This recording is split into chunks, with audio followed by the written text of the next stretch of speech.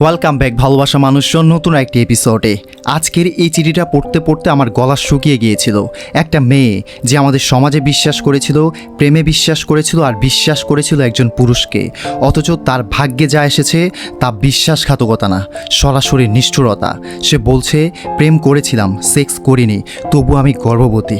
এই চিঠি শুধু প্রেম আর প্রতারণার গল্প নয়, এটা বিশ্বাস, লজ্জা, অপমান আর একা হয়ে বেঁচে থাকার যুদ্ধের কাহিনী। তাহলে চলুন আজকের ভিডিও শুরু করা যাক। শুরু করার আগে আমাদের ইউটিউব চ্যানেলটিকে এখনই সাবস্ক্রাইব করে ফেলুন। চিঠিটা ছিল এরকম: প্রিয় ভাইয়া, তুমি জানো এই চিঠিটা লেখার সময় আমি কাঁপছি ভয়ে, লজ্জায় না। আমি সেই সব হারিয়েছি অনেক আগেই। কাঁপছি কারণ আমি জানি আমার লেখা পড়ে তুমি কাঁদবে, রেগে যাবে আর ভাববে এত নিষ্ঠুর কি হতে পারে কেউ। ভাইয়া, আমি প্রেম করেছিলাম, একটা ছেলে ছিল, নামটা না বলি কারণ তার পরিচয় লুকানোই শ্রেয়। আমি তখন ইন্টারমিডিয়েটের দ্বিতীয় বর্ষে পড়ি। কলেজে যাওয়া, বান্ধবীদের সাথে আড্ডা দেওয়া, ফেসবুকে বন্ধু বানানো, এই ছিল জীবনের একমাত্র আনন্দ। সে আমাকে একদিন ইনবক্সে হাই লিখে মেসেজ করেছিল, আমি উত্তর দিয়েছিলাম, ব্যাস সেখান থেকেই আমাদের প্রেমের শুরু। প্রথম দিকে খুব বিনীত, ভদ্র, দায়িত্ববান মনে হয়েছিল। পড়াশোনা করে, চাকরির চেষ্টা করছে, পরিবারের অভাব আছে, এসব বলে নিজেকে খুব বাস্তব একজন মানুষ হিসেবে উপস্থাপন করেছিল। আমি মুগ্ধ হয়ে গিয়েছিলাম। কিছুদিন পর ফোনে কথা, রাতে ঘুমানোর আগে তার কণ্ঠ শুনে ঘুমিয়ে পড়া, সবকিছু খুব স্বাভাবিক হয়ে গিয়েছিল। এমনকি মা বাবার চোখ এড়িয়ে মাঝে মধ্যে দেখা করতাম। ভাইয়া, আমার গায়ে সে হাত দিয়েছিল, কিন্তু আমি তাকে বারবার বলেছিলাম আমি বিয়ের আগে কিছুই করতে চাই না। সে বলেছিল আমি তোমাকে সম্মান করি, তোমার মতামতই আমার কাছে শেষ কথা। আমি বোকা ছিলাম, সেটা এখন বুঝি। একদিন হঠাৎ সে একটা ছোট্ট গিফট আনলো, একটা চেইন, বলল এটা নাকি আমাদের ভালোবাসার প্রতীক। আমি গিফটটা গ্রহণ করলাম কারণ বিশ্বাস করতাম ওকে। সেদিন সে অনেকটা আবেগপ্রবণ হয়ে পড়ল, কান্নাও করেছিল, বলেছিল তুমি ছাড়া বাঁচবো না, প্লিজ আমার একটু কাছাকাছি আসো।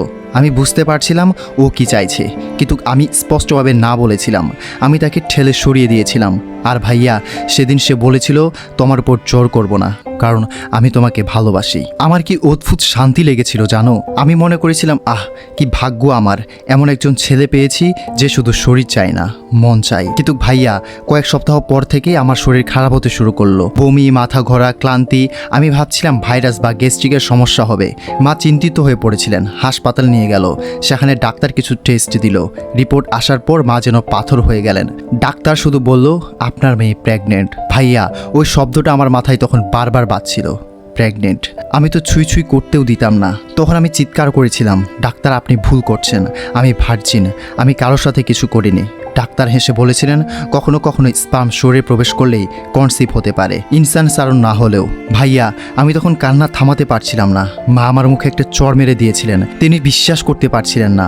আমি শুধু বলছিলাম আমি কিছু করিনি। ঘরে ফিরে আসার পর শুরু হলো নরক যন্ত্রণার আসল কাহিনী। বাবা তো আমার মুখ পর্যন্ত দেখতে চাননি।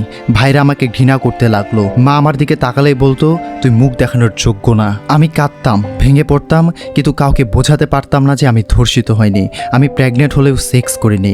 কিভাবে বোঝাই তাদের? যে ছেলেটার সাথে প্রেম করেছিলাম তাকে ফোন করেছিলাম, প্রথমে সে রিসিভই করলো না। পর একদিন মেসেজ করলাম আমি প্রেগনেন্ট, আমাকে কিছু করতে হবে। সে যা লিখলো আজও মনে আছে। সে লিখেছিল তুই সাল্ট, আমি তোকে একদিনও স্পর্শ করিনি, তোর মতো মেয়ে নিশ্চয়ই আরও অনেক ছেলের সাথে ঘুরেছে, এখন আমার নামে দোষ দিচ্ছিস। ভাইয়া, তখন আমি ফোন পেলে কেঁদে পড়ে গিয়েছিলাম। বিশ্বাস করো, আমি মরে যেতে চেয়েছিলাম তখনই। পরের দিন থেকে আমাকে ঘরে বন্দি করে রাখা হলো, বাইরে যেতে দেয়নি কেউ। মা শুধু চিৎকার করে বলতো বাচ্চাটা মেরে ফেলতে হবে যত তাড়াতাড়ি সম্ভব।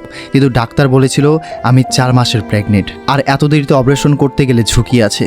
মা কিছুতেই মানতে চায়নি। আমাকে গোপনে একদিন এক ক্লিনিকে নিয়ে গিয়েছিল। এই পাপের বাচ্চা থাকলে আমরা সমাজে মুখ দেখাতে পারবো না। কিন্তু ভাইয়া, আমার শরীর অপারেশন নিতে পারেনি, প্রচুর রক্তক্ষরণ হয়েছিল। আমি প্রায় মৃত্যুর মুখ থেকে ফিরেছিলাম। আমার পরিবার তখন যেন বুঝে গেল আমি মরলে কোনো লাভ নেই। তারা সিদ্ধান্ত নিল আমাকে বাড়ি থেকে বের করে দিবে। সত্যি বলছি ভাইয়া, আমাকে একদিন রাতে উঠোনে বসিয়ে রেখে বাবা বলেছিল তুই আমাদের কোনোদিন মেয়ে ছিলি না, এই নষ্টা মেয়ে নিয়ে সমাজে কি বলবো। আমি সেদিন রাতে একটা ব্যাগে এক জোড়া কাপড় নিয়ে বেরিয়ে পড়ি, আর ফিরিনি। রাতে রেল স্টেশনে ঘুমিয়েছি, ভিক্ষা করেছি। একটা বাচ্চা ছিল আমার গর্ভে, অথচ আমার নিজের মাথার উপর চাঁদ ছিল না। এরপর এক দিদির সাহায্যে একটা বেসরকারি মেয়েদের শেল্টার হোমে উঠি। ওখানে থাকতাম, খেতাম, কাজ করতাম। ধীরে ধীরে বুঝলাম এই সমাজে সত্য বললে কেউ বিশ্বাস করে না। মেয়েদের শরীর নিয়ে সব প্রশ্ন, সব বিচার, সব অপমান। ভাইয়া, তুমি জানো আমি একটা ফুটফুটে কন্যা সন্তানের জন্ম দিয়েছি। আমি তাকে একা মানুষ করছি। আমি তাকে শেখাচ্ছি তুই কাউকে বিশ্বাস করবি কিন্তু নিজেকে হারিয়ে নয়। আমি এখন একটা ছোট কারখানায় কাজ করি, বাচ্চাটাকে স্কুলে ভর্তি করিয়েছি, আমি সব সহ্য করেছি, সব কষ্ট একা পেরিয়েছি, কিন্তু আজও সমাজের চোখে আমি পতিতা, অশ্লীল, অযোগ্য। কারণ আমি অবিবাহিতা মা। তাদের কেউ জানে না আমি সেক্স করিনি, তাদের কেউ বোঝে না বিশ্বাসঘাতকতা শুধু শরীরে নয়, মন, সম্মান আর জীবনের সবটুকু কেড়ে নেয়। ভাইয়া, তুমি শুধু এই গল্পটা শুনিয়ে দিও সবাইকে। আমি নাম চাই না, পরিচয় চাই না, শুধু চাই কেউ যেন আমার মতো হয় না। শুধু চাই একটা মেয়ের মুখ থেকে এই কথা আর কেউ না বলে আমি প্রেম করেছিলাম, সেক্স করিনি, তবু আমি গর্ভবতী। প্রিয় ভালোবাসা মানুষজন, এখন আমি আপনাদেরকে বলতে চাই, একটা মেয়ের জীবনের এমন গল্প শুনে আমাদের চুপ থাকা মানে অপরাধের পাশে দাঁড়ানো। আমরা অনেক সময় ভাবি সে তো প্রেম করেছিল, তার দোষ আছে, অথচ কেউ জানার চেষ্টা করি না ভালোবাসার আড়ালে লুকিয়ে থাকা প্রতারণা কতটা ভয়ঙ্কর হতে পারে। এই চিঠিটা শোনার পর যদি আপনার মনে এক ফোঁটা দয়া, শ্রদ্ধা আর বিবেক জাগে, তাহলে এই ভিডিওটা শেয়ার করুন। একটা মেয়ে শুধু ভালোবেসেছিল, সেক্স করেনি, তবুও আজ সে একজন অবিবাহিতা মা। এই সমাজে আমরা সবাই দায়ী, আর আমি আছি এইসব গল্প আপনাদের শোনাতে, যাতে আর কোনো মেয়েকে বলতে না হয় আমি কিছু করিনি, তবু আমার জীবন শেষ হয়ে গেল। তাহলে দেখা হচ্ছে পরবর্তী ভিডিওতে। ততক্ষণ পর্যন্ত ভালো থাকবেন, সুস্থ থাকবেন আর সাবধানে থাকবেন।